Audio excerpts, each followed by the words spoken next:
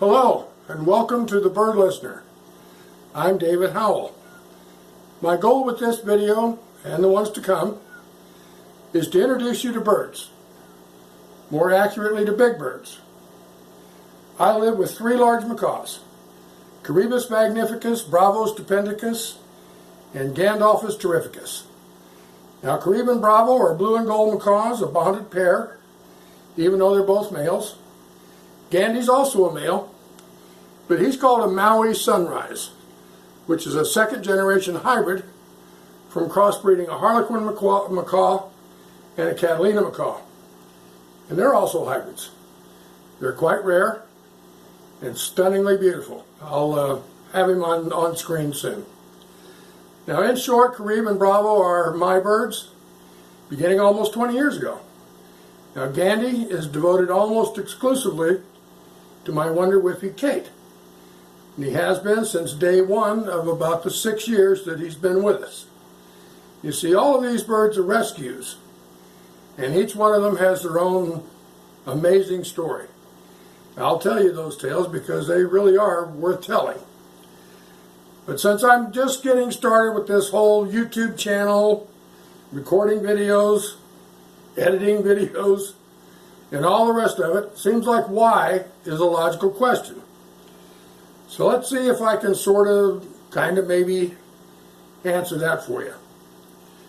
Fact is, if you're like most people, you probably see birds as these tiny little colorful winged creatures that flit around in cages all day and chirping and singing and bringing a little joy into our lives. Well, that's about as far from the truth as you can get.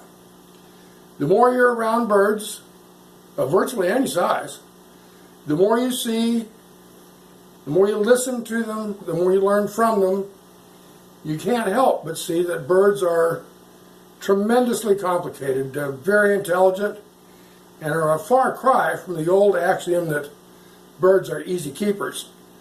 Thing is, most of the big birds are not easy keepers. Of course, the fact that there's really no such thing as a domesticated bird might have something to do with that. Most birds, again mainly the big ones, the truly exotic avian species, are at best no more than a few generations removed from the wild. You see, we haven't had birds in our homes all that long on a daily basis in our history. Now, not as one species sharing space with another anyway. As an example, we've had dogs and cats for thousands of generations. And so cats, I mean, they've kind of tolerated and trained us for as long as history has records, and dogs obviously have been around even longer. Now, those first wolf puppies that were raised in these prehistoric caves and huts way back when, who were enticed and persuaded by humans not to run with their pack, but to accept the humans as their pack, well, that represented a major turning point for our species and certainly for theirs. But birds, as animals we keep, that's fairly new. Perhaps not worldwide, because there are some records of large parrots as far back as Rome and even in ancient Greece. But here in the U.S., exotic birds just weren't widely kept as indoor pets. Oh, there were some songbirds here and there, but generally that was in the homes of the wealthy, or what you call the truly eccentrics. And back in the day, there were a lot of canaries in coal mines. They were good indicators of the air quality. If a canary fell off its perch, well, it was time to cut a trail. That is up until around the 1920s or so, when it became possible to truly travel to the far corners of the world in a reasonable length of time. That's when birds started coming back with people who traveled to those exotic locales. So therefore, you can pretty well figure that a bird of any size or any real uniqueness is truly a wild animal. Given their druthers, they'd leave their cages and fly free. Of course, they'd get killed almost immediately because they lack the essential survival skills that have been ingrained from hatching. Yes, instinct is a strong force, but without some of that early training from their parents and flockmates, our exotic birds, bottom line, would just be easy prey. As a result, we keep them in cages. Small cages inside larger cages are homes and apartments and wherever we dwell. But even if they're flighted, their world is still pretty small. And it is so very dangerous in ways you can't even imagine. There's many alien things in the average house that can do damage or even kill.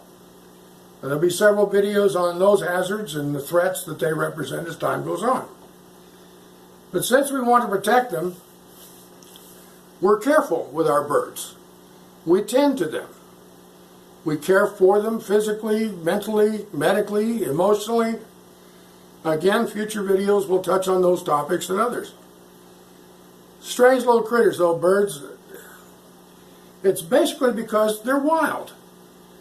In short, here's the deal. We're taking a big and still largely wild animal that is sometimes capable of inflicting major injuries and trying to persuade it to trust us, depend on us, to prefer our company, to follow our rules, and live their long lives as our companions.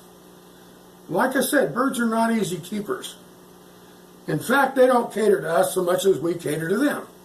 Ideally, we even adjust our living environment so that it's safe, interesting, educational, and even inviting for them to exist in. And yes, I do have videos planned on all of those topics.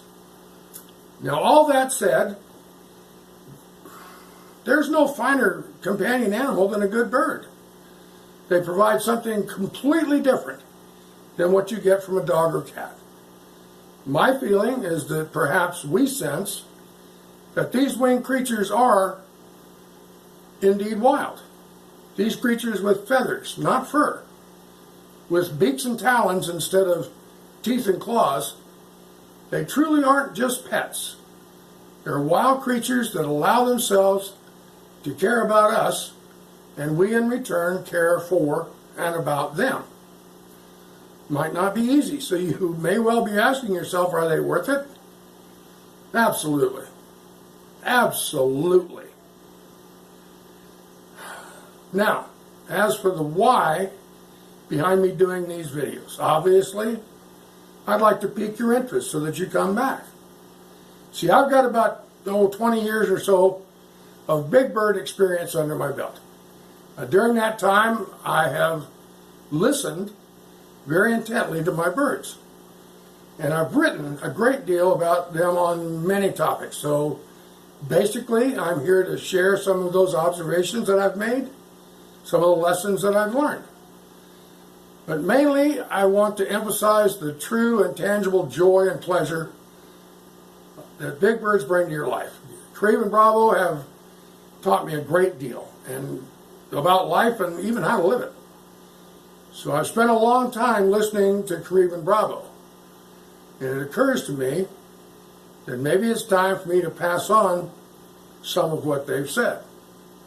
I hope you'll join me. I'll be talking to you again soon. Comments and questions are welcome. Thanks for tuning into the Bird Listener. Bye-bye.